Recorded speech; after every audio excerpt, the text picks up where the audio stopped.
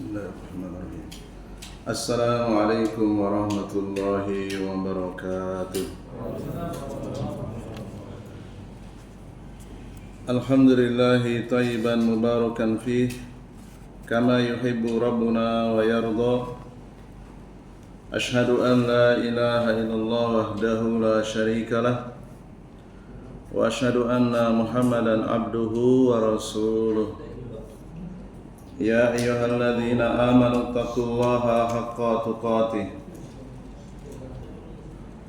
wa la tamutunna illa wa antum muslimun. Ya ayyuhan nasu taqu rabbakumul ladzi khalaqakum min nafsin wahidah wa khalaqa minha zawjaha wa bassa minhuma rijalan katsiran wa nisaa'a wa taqullaha alladzi tasaaluna bihi wal arham innallaha kana 'alaikum raqiba.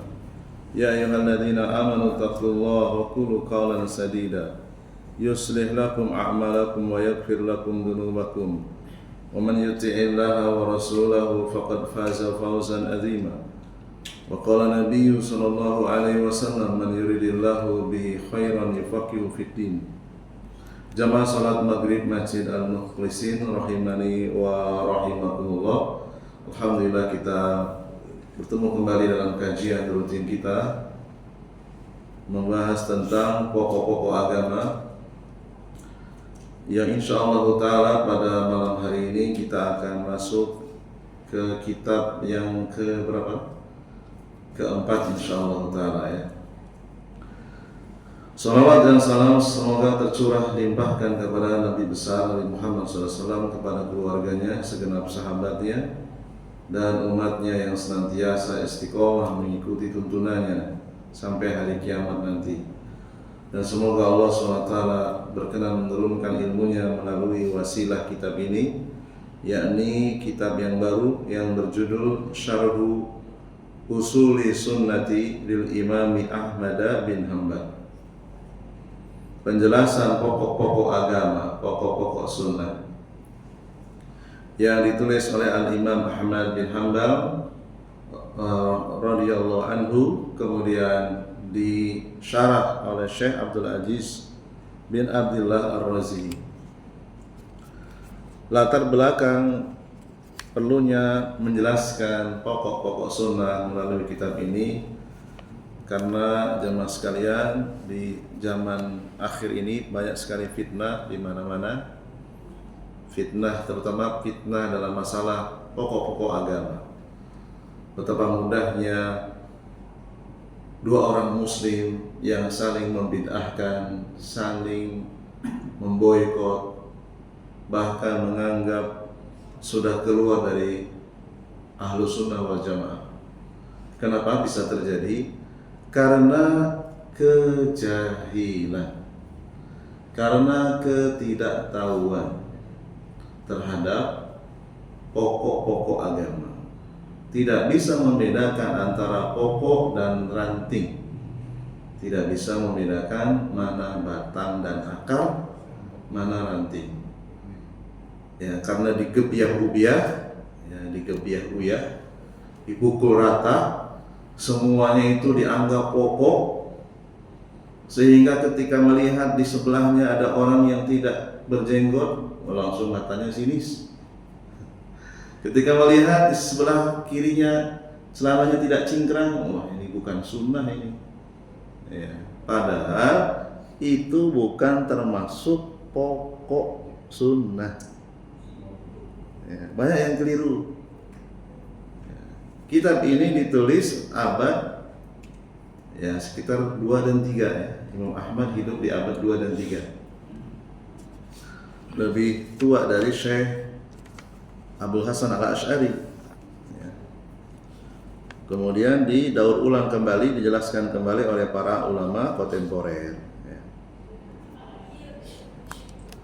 Karena kejahilan itulah mereka di antara orang-orang, terutama para pemuda yang baru semangat ngaji, tetapi ngajinya tidak terstruktur dan tidak sistematis. Ngajinya loncat sana loncat sini ya. Sehingga tidak pernah selesai satu kitab pun. Sehingga ketika melihat secara zahir orang lain yang tidak mengamalkan beberapa amalan sunnah, langsung dicap bukan sunnah. Qala al-mu'allifu Syekh Abdul Aziz Ar-Razi, fa inna risalata usuli sunnah lil imami ahli sunnati Ahmad bin Hanbal hiya fi takriri madhhabi salaf. Di dalam kitab usul sunnah karya Imam Ahmad bin Hanbal, di dalamnya ada penjelasan keyakinan-keyakinan yang disepakati oleh Rasulullah dan para sahabat fi qadaya al-i'tiqadi. Wa minal ma'lumi anna madhhab as-salafis salihi as-sahabah wa tabi'in. Di dalamnya pendapat-pendapat keyakinan-keyakinan yang telah disepakati oleh Rasulullah dan para sahabat, para tabi'in. Mereka beriman kepada pokok-pokok agama. Di antaranya beriman kepada Al-Quran, kepada hadis, beriman kepada nama dan sifat Allah. Mereka menerima seluruh nama dan sifat Allah tanpa mentakwil dan tanpa mengubah. Sementara kebalikan dari mereka, kebalikan dari keyakinan para sahabat, yaitu ahli bid'ah, mereka sering mentakwil dan merubah makna nama-nama dan sifat Allah. Kelompok ahli bid'ah itu sudah muncul di akhir masa sahabat. Di antaranya adalah Al-Khawarij, kemudian Mu'tazilah, Murji'ah, Jahmiyah, Al-Asy'ariyah, Qadariyah. Mungkin nama-nama ini kelihatannya asing di telinga kita, ya.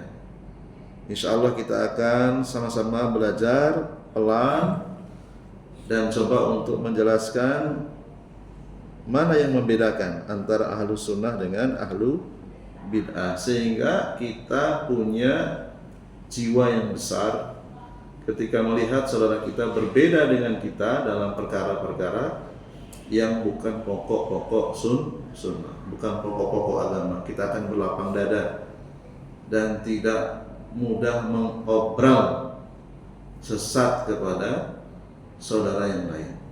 Ya.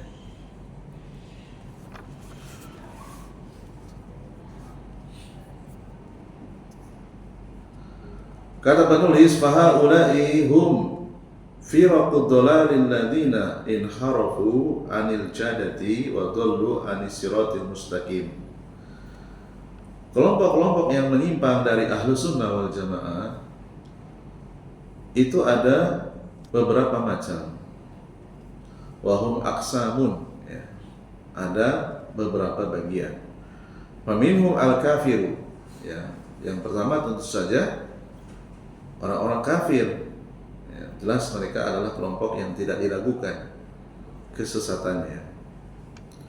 Wa minhum al-muslimu, sebagian lagi ada yang masih muslim. Haulai ahlu bid'ah, akan tetapi mereka tergolong ahli bid'ah, ya. Itu pun dibagi lagi menjadi beberapa bagian. Ada yang kebid'ahannya bisa mengeluarkan dari Islam, ada yang tidak. Nah, ini perlu kita pelajari supaya kita punya jiwa besar ketika melihat perbedaan di tengah masyarakat, sehingga emosi kita terkendali, ya. Tidak gampang bermudah-mudahan mengeluarkan seorang muslim dari ahlu sunnah. Soalnya pernah ada korban di Pontianak, insya Allah kita kenal semua. Ada seorang ustadz yang sudah wafat, rahimahullah ta'ala. Beliau bernama Ustadz Mubarak, ya, insya Allah kenal semua, ya. Beliau sangat intens menjelaskan tentang fikih ibadah. Ada seorang ustadz lulusan dari Yaman, dari Darul Hadis, mengaku dari Darul Hadis.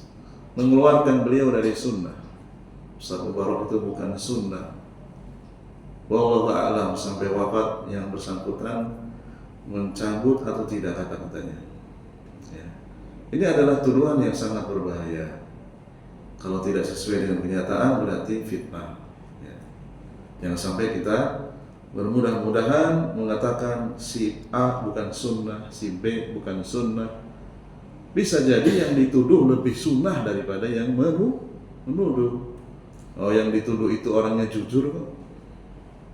Tidak pernah pakai gelar palsu, tidak pernah melakukan gosok, tidak pernah menjual tanah bodong. Sementara yang menuduh justru melakukan tiga-tiganya. Kan aneh kan?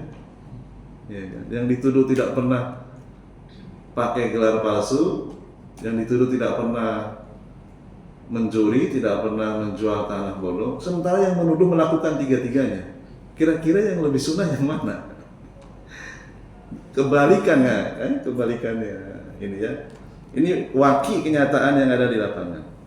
Contoh bid'ah yang mengeluarkan dari Islam itu apa? Nah, dijelaskan oleh penulis. Contoh bid'ah Qadariyah yang pertama kali muncul di bumi. Kenapa mereka keluar dari Islam? Ada alasannya. Nah, alasan inilah yang harus kita pahami.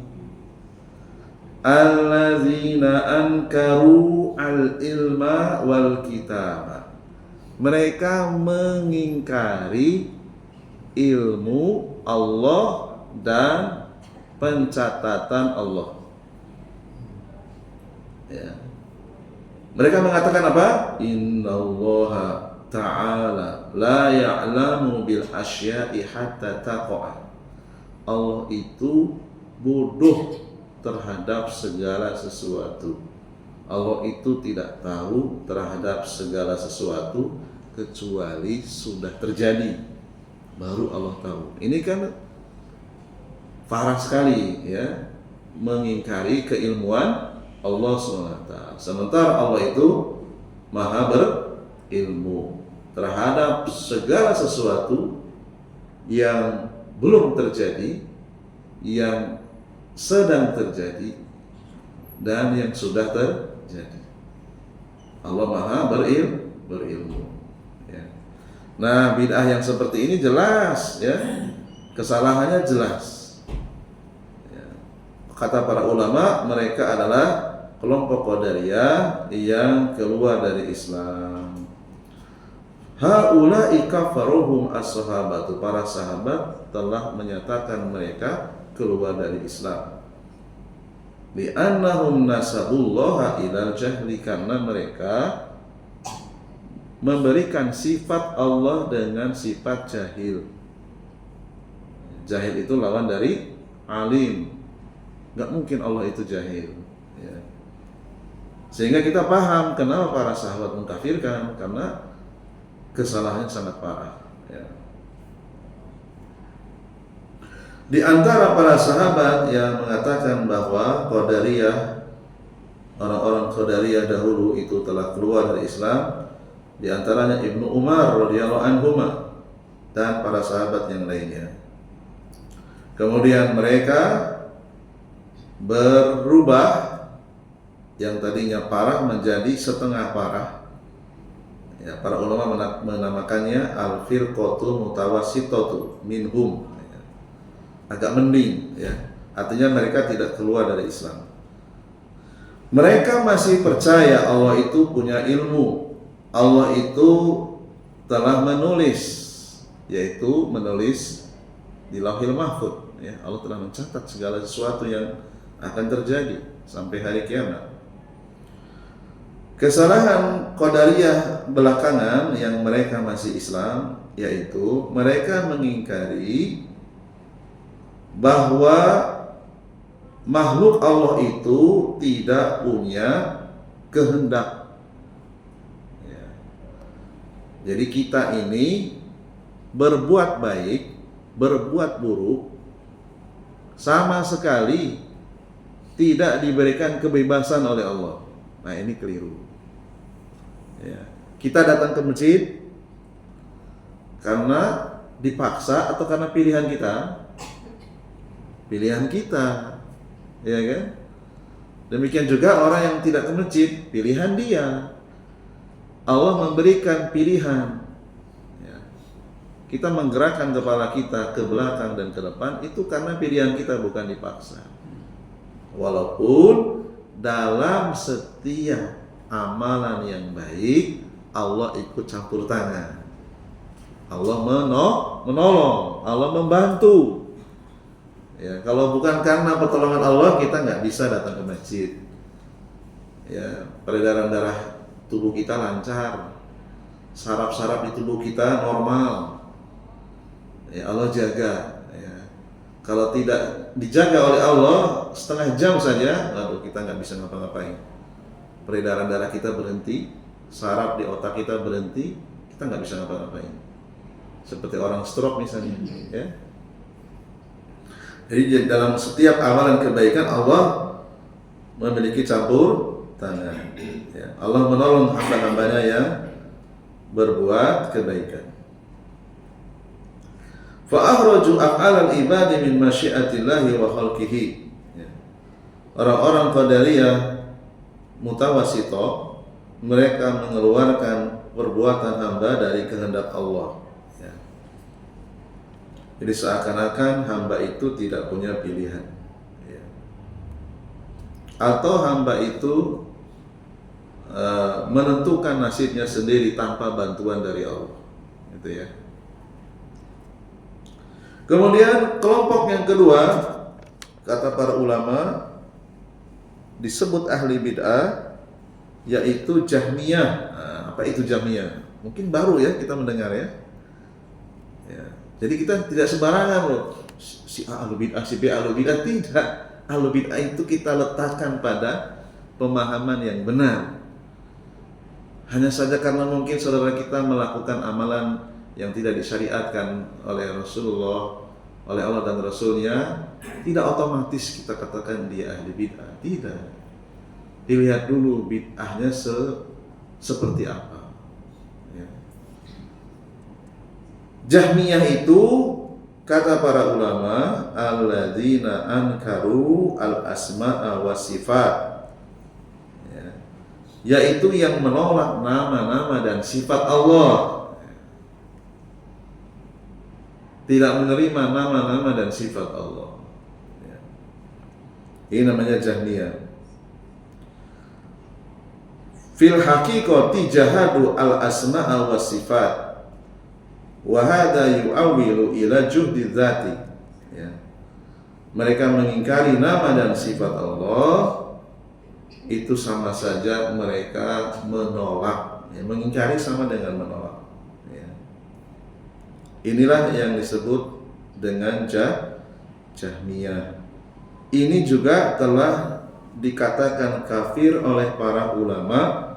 Ada 500 ulama di zaman dahulu, di antaranya yang disebutkan oleh Al-Imam Ibnul Qayyim, walaqad taqallada kufrahum khamsuna fi ashrin minal ulama fil buldan walalaka iyu, ya, al-imam hakahu anhum balqad hakahu qablahu at-Tabrani. Ya.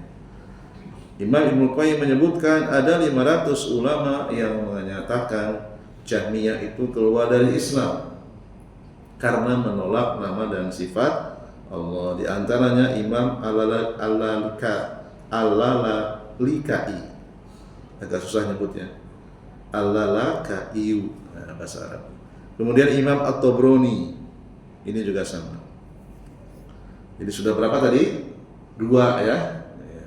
Kalau ini benar ahli bid'ah. Ya. Jadi kalau tidak masuk ke dalam kelompok ini, jangan cepat-cepat kita memvonis seseorang itu bukan sunnah. Jangan. Yang ketiga, Ar-Rafidhatu. Apa Ar-Rafidhatu? Syiah Rafidah. Nah, ya. Siapa itu Syiah Rafidah? Kita harus paham. Kafaruhum al-ulama'u wa akhrajuhum minas sanataini wa sab'ina firqatan. Ya. Rafidah ini keluar dari 72 firqah, artinya 72 firqah di dalam Islam masih muslim, sementara Syiah Rafidhah keluar dari Islam. Ceritanya bagaimana sih kok dikatakan Rafidhah? Nah, ini ada ceritanya. Ceritanya pendek, tidak terlalu panjang. War-Rafidhatu humul ladzina rafadu Jaida ibn Ali ibni Al-Husain.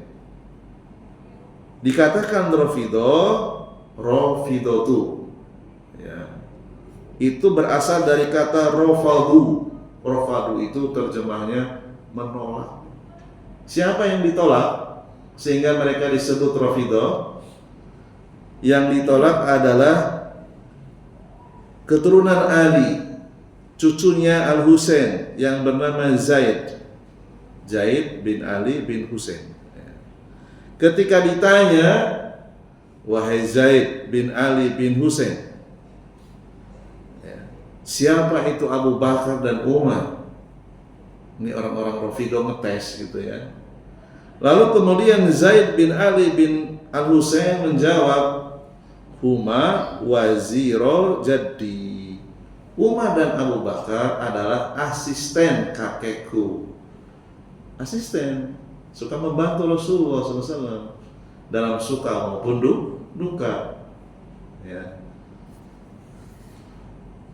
Gara-gara ucapan ini, orang-orang Rafidhah marah, menolak, tak menerima. Ya. Farafaduhu. Ya. Lalu kemudian Zaid bin Ali bin Al-Husain mengatakan kepada orang-orang yang tidak terima kalau Abu Bakar dan Umar itu adalah asistennya Rasulullah SAW, sehingga mereka disebut Rafatumuni. Kamu nggak terima ya dengan pernyataan saya.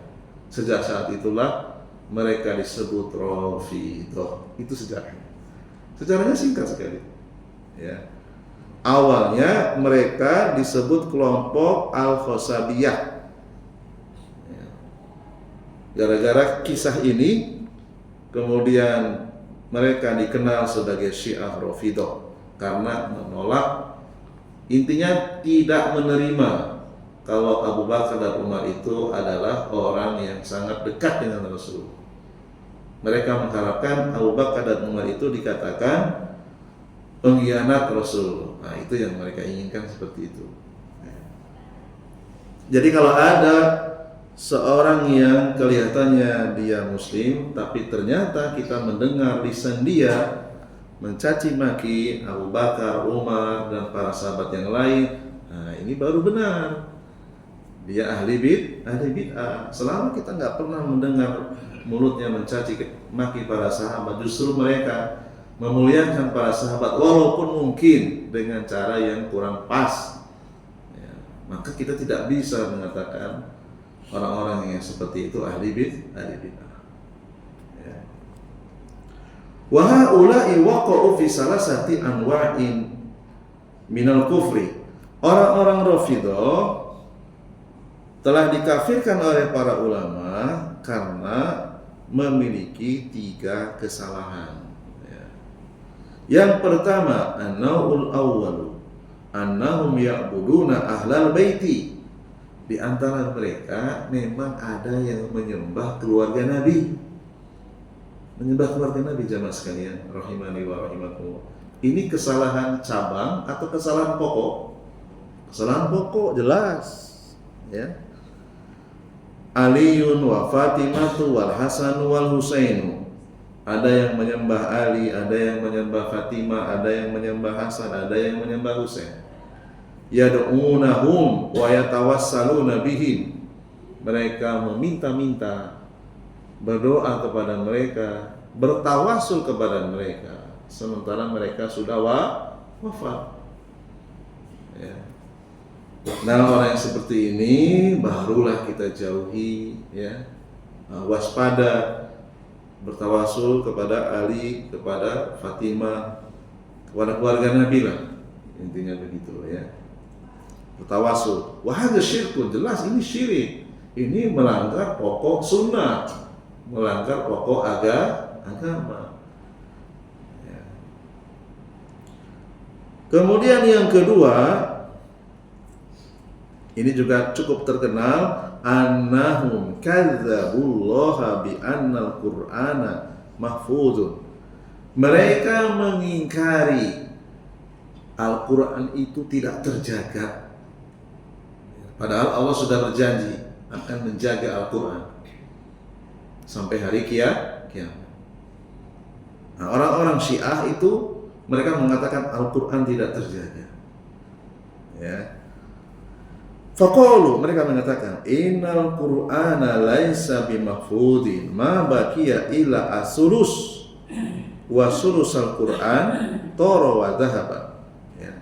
Al-Quran itu tidak terjaga. Yang ada sekarang itu sepertiganya saja. Kata siapa? Syiah Rafidhah. Dari surat Al-Fatihah sampai dengan surat An-Nas itu sepertiga. 114 surat itu sepertiga. 2/3 telah hilang. Ya. Ini kata orang-orang Syiah Rafidhah. Wa yad'una anna indahum mushafan yusamma Mushaf Fatimah. Bahkan mereka mengaku-ngaku kami ini punya kitab suci.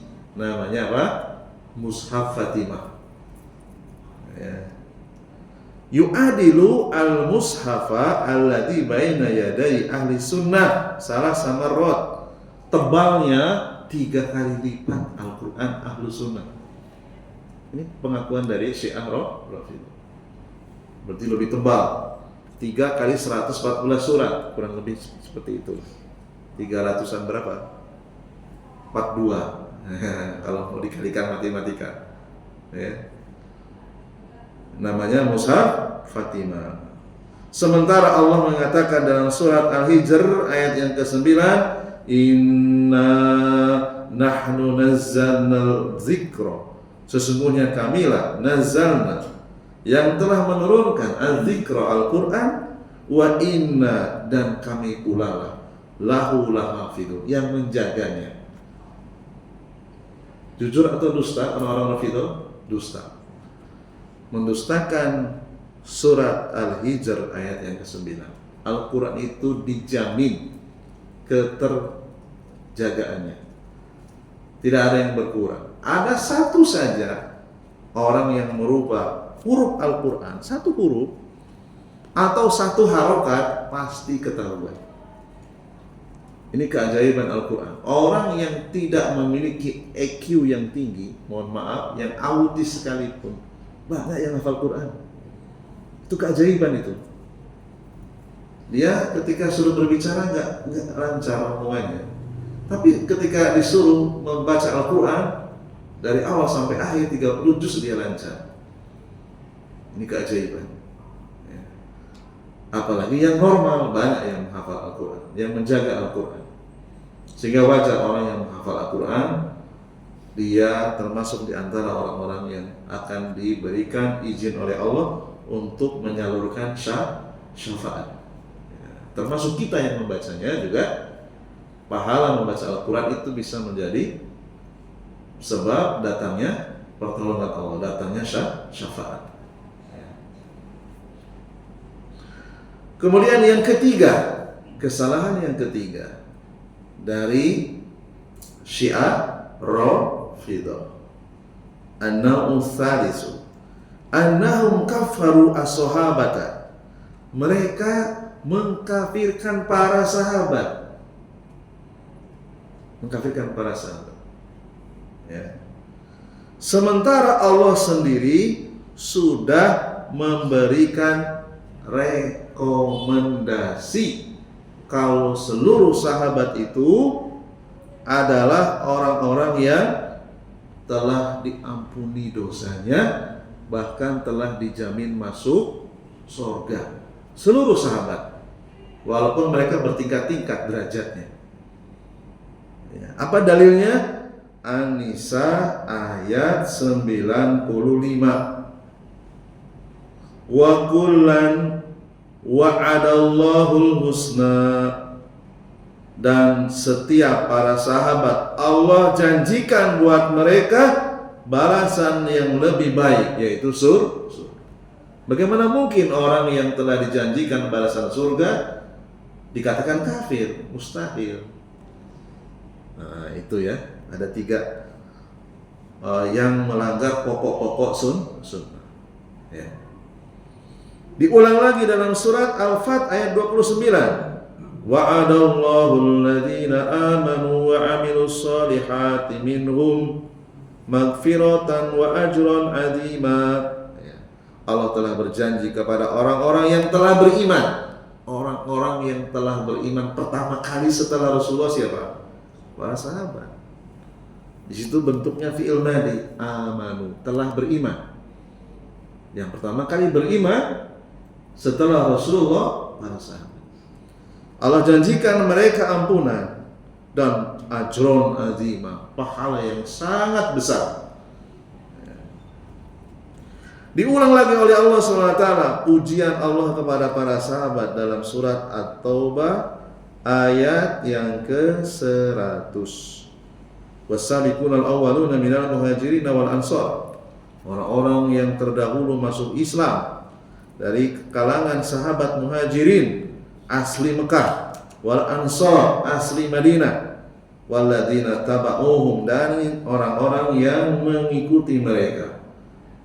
Siapa saja yang mengikuti para sahabat bi ihsan, dengan jujur ya, bukan sekedar ngaku-ngaku ya. Banyak orang yang sekarang mengikuti sahabat sekedar ngaku-ngaku ya. Perbuatannya banyak yang bertolak belakang ya. Para sahabat gak ada itu membangun masjid dengan uang haram, gak ada. Dengan riba, dengan hasil gosok, gak ada. Kalau dia membangun masjid dengan uang hasil haram, menyelisihi tata cara beragama para sahabat, tidak ihsan ya. Radhiyallahu anhum, Allah telah redha kepada mereka. Gimana? Allah telah redha. Gak mungkin mereka kafir. Allah sendiri yang mengatakan Allah telah redha. Wa radu anhu, dan mereka pun ridha kepada Allah. Wa addalahum jannat, Allah telah menyiapkan mereka surga. Telah berjanji menyiapkan mereka surga. Dan masih banyak ayat yang lainnya, ayat Al-Fat ayat 18, kemudian Al-Bayyinah juga ya, surat Al-Bayyinah.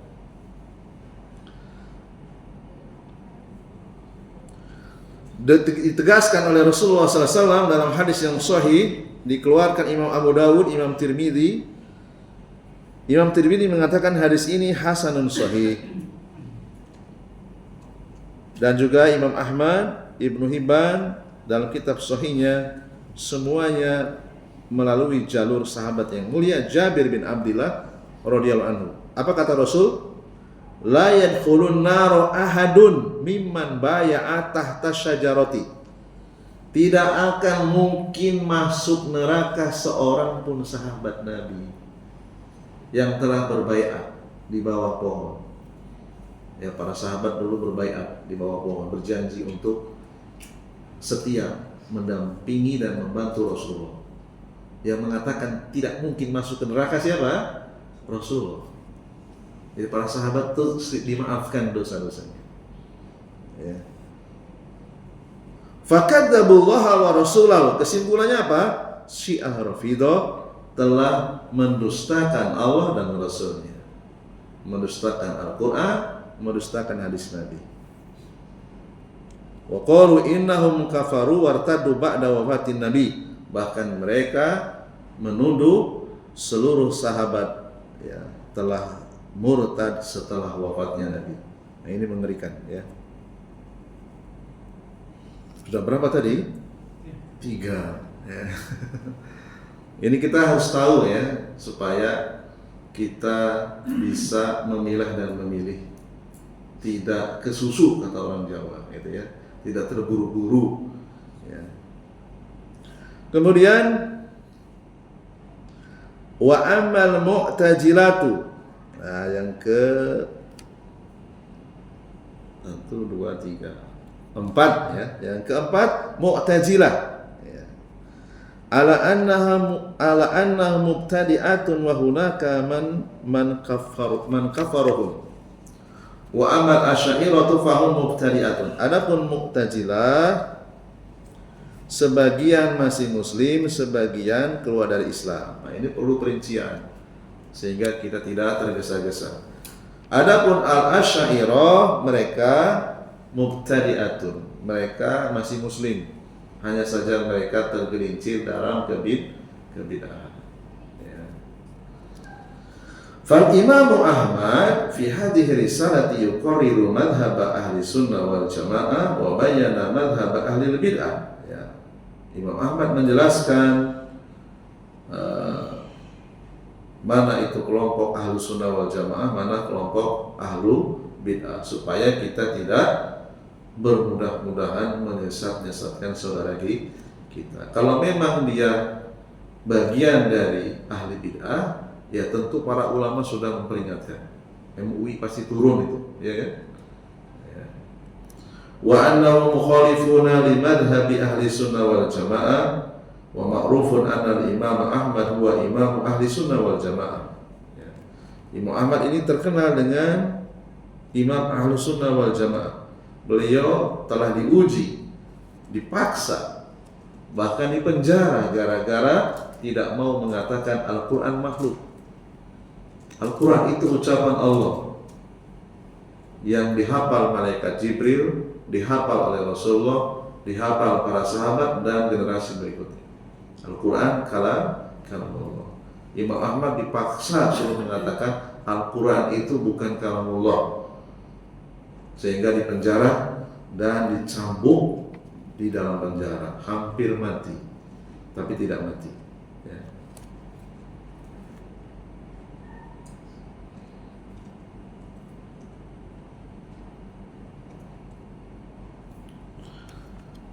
Masih ada waktu? Berapa menit lagi? 5 menit lagi, mungkin ada diskusi. Kalau bisa saya jawab, saya jawab. Kalau belum bisa dijawab, saya belajar lagi.